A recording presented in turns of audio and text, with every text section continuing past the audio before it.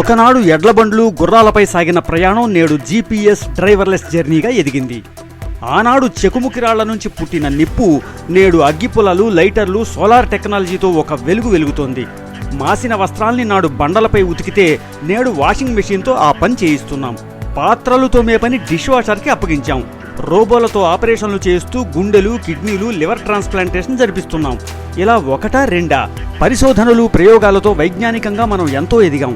టెక్నాలజీతో కొత్త ప్రపంచాన్ని సృష్టించాం. కానీ సినీ సెలబ్రిటీలు, పొలిటికల్ లీడర్లు, స్పోర్ట్స్ స్టార్స్ని మాత్రం ప్రతినిత్యం ఆరాధించే మన సమాజం మన సైంటిస్టులు కనిపెట్టిన కొత్త కొత్త టెక్నాలజీల్ని వాడుకుంటోంది తప్ప ఆ శాస్త్రవేత్తల్ని మాత్రం స్మరించుకోవడం లేదు.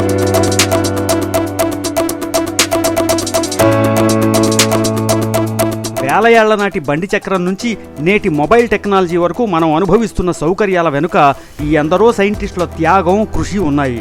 మే 11వ తేదీ నేషనల్ టెక్నాలజీ డే సందర్భంగా మన దేశానికి మాత్రమే గాక యావత్ ప్రపంచానికే టెక్నాలజీ ప్రయోజనాలు అందించిన కొందరు భారతీయ శాస్త్రవేత్తలనైనా స్మరించుకుందాం.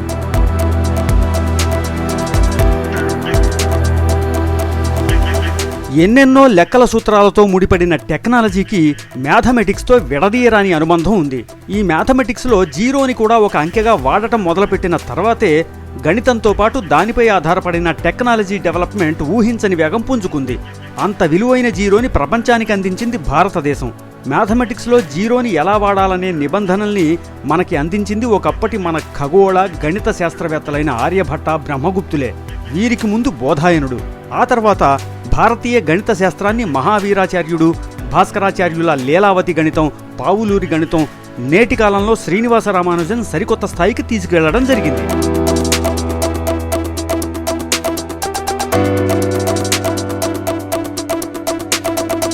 ఇక్కడ ఒక ప్రశ్న తలెత్తుతుంది. లెక్కల్లోకి జీరో అనేది ప్రవేశించకపోయి ఉంటే టెక్నాలజీ ఇంతగా అభివృద్ధి అయ్యేది కాదా అని. అందులో సందేహమే లేదు. సున్నా లేకపోతే టెక్నాలజీ పరిస్థితి దాదాపు సున్నా అయి ఉండేది.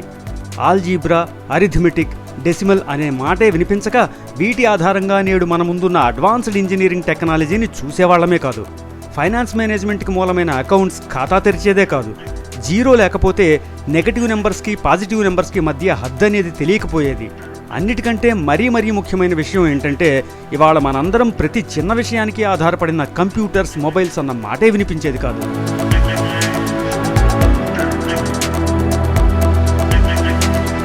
ఇక మిగిలిన రంగాల విషయానికొస్తే ప్రాణాన్ని నిలబెట్టే వైద్య రంగంలో ప్రపంచానికి పాఠాలు నేర్పిన వృద్ధత్రయంగా మన చరకుడు, సుశ్రుతుడు, వాగ్భటుడు చరిత్రలో నిలిచిపోయారు. ప్రపంచంలోనే మొదటి సర్జన్గా సుశ్రుతుడిది ప్రత్యేకమైన స్థానం. వేల ఏళ్ల కిందటే సర్జికల్ ఇన్స్ట్రుమెంట్స్ తయారు చేయించి ఆపరేషన్స్ చేసిన ఘనుడు ఆయన. తర్వాతి కాలంలో ఎందరో శాస్త్రవేత్తలు తమ ప్రయోగాలు, పరిశోధనలతో వైద్య రంగానికి చేయూతనిచ్చినా నేటి కాలానికి వచ్చేసరికి ఎన్నో వ్యాధులకు మందులు కనిపెట్టిన డాక్టర్ యల్లాప్రగడ సుబ్బారావు మన తెలుగువారే. ఇంకా కృత్రిమ జీన్ సృష్టించి జెనెటిక్ ఇంజనీరింగ్ అనే నూతన శాస్త్ర అధ్యయనానికి మార్గం సుగమం చేసిన నోబెల్ గ్రహీత హరగోవింద్ ఖరోనాతో పాటు ఎందరెందరో గొప్ప శాస్త్రవేత్తలు మనకున్నారు.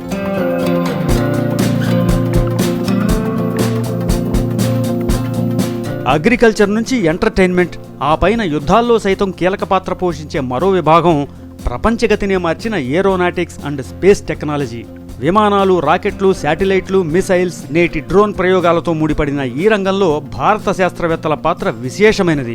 ప్రాచీన ఖగోళ శాస్త్రవేత్త వరాహమిహిరుడు, విమాన శాస్త్రాన్ని అందించిన భరద్వాజుడితో పాటు నేటి కాలంలో శివకర్ బాపూజీ తలపడే, వెంకట్రామన్ రాధాకృష్ణన్, విక్రమ్ సారాభాయ్, ఆయన శిష్యుడు, శాస్త్రవేత్త, మాజీ రాష్ట్రపతి అయిన డాక్టర్ అబ్దుల్ కలాం, ఇంకా ఎందరెందరో ఈ రంగంలో విశేష సేవలందించి కొత్త టెక్నాలజీలతో ఇండియన్ స్పేస్ టెక్నాలజీకి ఊతమై నిలిచారు.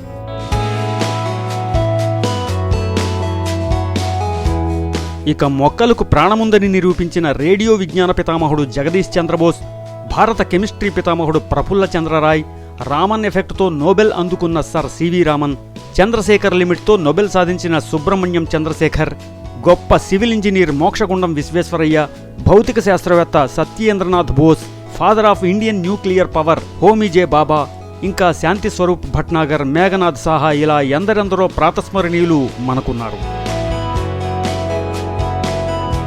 మనకు గొప్ప గొప్ప పరిశోధనా ఫలాలు టెక్నాలజీలు అందించిన సైంటిస్టుల్లో మహిళా శాస్త్రవేత్తల పాత్ర చిరస్మరణీయం. బోటనీ శాస్త్రవేత్త జానకి అమ్మాళ్, ఆర్గానిక్ సైంటిస్ట్ అసిమా చటర్జీ, భౌతిక శాస్త్రవేత్తలు అన్నామణి, బిభా చౌదరి, బయోకెమిస్ట్ కమలా సోహోని, బయోమెడికల్ రీసెర్చర్ కమల్ రణదివే, ఇంకా ఎందరెందరో మహిళామణులు మన సైన్స్ అండ్ టెక్నాలజీ అభివృద్ధికి ఆసరాగా నిలిచారు. ప్రాచీన కాలంలో మన ఋషులు, యోగులు గొప్ప ఆధ్యాత్మికవేత్తలే కాక గొప్ప విజ్ఞానవేత్తలు కూడా.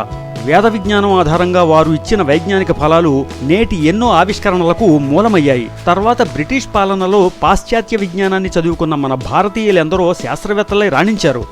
వీరు కాకుండా మన పల్లెల్లో చదువుకు దూరంగా ఉన్న ఎందరెందరో సామాన్య పౌరులు కూడా సైంటిస్టులుగా రాణించి తమదైన శైలిలో టెక్నాలజీని అందించారు. మన తెలుగువాడైన చింతికింది మల్లేశం ఇలాంటి గ్రామీణ శాస్త్రవేత్తే. చేనేత కార్మికురాలైన తన తల్లి కష్టాన్ని చూడలేక ఆసుపోసే యంత్రాన్ని కనిపెట్టి పద్మ పురస్కారం అందుకున్నాడు. ఇతని జీవితంపై సినిమా కూడా వచ్చింది. మల్లేశం కనిపెట్టిన యంత్రం ఎందరో తల్లులకు మేలు చేసింది. ఇలా ఎందరెందరో గ్రామీణ శాస్త్రవేత్తలు మనకున్నారు.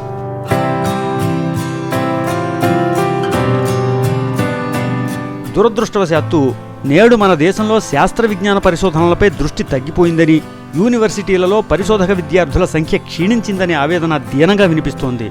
దీనికి తోడు ప్రభుత్వాలు ఈ విభాగానికిచ్చే నిధుల్ని బాగా తగ్గించాయనే విమర్శలున్నాయి. మరోవైపు విద్యార్థుల్లో శాస్త్ర విజ్ఞాన దృక్పథాన్ని పెంచేందుకు department of science and technology వారు ఇన్స్పైర్ పేరిట సైన్స్ ఫెయిర్లు నిర్వహిస్తూ అవార్డులు ఇస్తున్నారు. మరోవైపు అంతర్జాతీయ స్థాయిలో గూగుల్ సైన్స్ ఫెయిర్ కూడా కొత్త టెక్నాలజీల్ని ఆవిష్కరించేందుకు యువ సైంటిస్టుల్ని ఆహ్వానిస్తోంది. ఇవిగాక అంతర్జాతీయ స్థాయిలో ఏటా కొత్త టెక్నాలజీ ఆవిష్కరణల ప్రదర్శనలు జరుగుతున్నాయి. అయితే వీటిలో భారతీయ సైంటిస్టుల పాత్ర ఇంకా పెరగాల్సింది. ఏదేమైనా ప్రపంచానికి అమూల్యమైన సున్నాని ప్రసాదించడంతో పాటు విలువైన ఎన్నో ఆవిష్కరణలు అందించి వైజ్ఞానిక వికాసానికి భారతీయులు చేసిన మేలు అంతా ఇంతా కాదు. ఆ మహనీయులందరికీ నేషనల్ టెక్నాలజీ డే సందర్భంగా శుభోదయం మీడియా వందనాలర్పిస్తోంది.